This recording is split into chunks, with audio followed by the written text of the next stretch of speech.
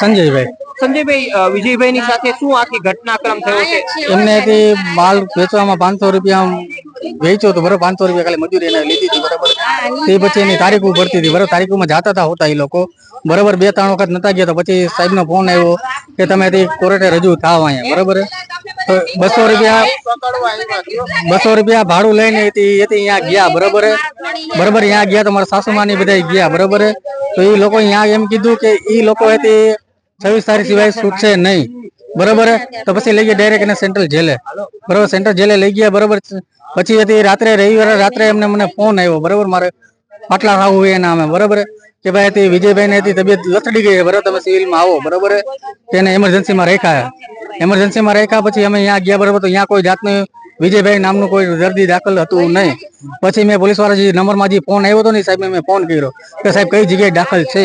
તો એને કીધું કે તમે ડાયરેક્ટ પીએમ માં જાઓ કે બરોબર. તો અમે રાત્રે પીએમ માં ગયા બરોબર.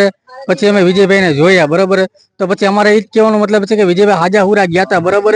તો પછી આ રીતનું થયું કેમ, એને શું થયું, એને મારવામાં આવ્યો કે કોઈ જાતનું અને શું થયું એને અમારે ખાલી એટલું જાણવું છે અમારે બરોબર.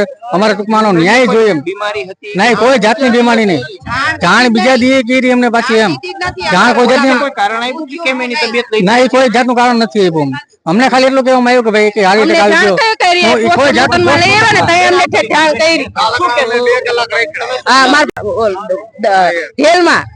અને અહીંયા કાલે ખબર પડી અમને સાંજે ઠેઠ પોસ્ટમોર્ટમ કરી પછી તમને ખબર પડી એમ કે 2 કલાક તમે રિક્ષા લઈને રેખડાએ સિવિલમાં કે દાખલ હે એમ કરે. ઈ કે ઇમરજન્સી માં આયા તમારા ભાઈ એમ કરીને અમને બોલાવ્યા. ઇમરજન્સી માં આયા કે મારું શ્રદ્ધાબેન મારો ભાઈ થાય મારે એમ. ઈ લોકો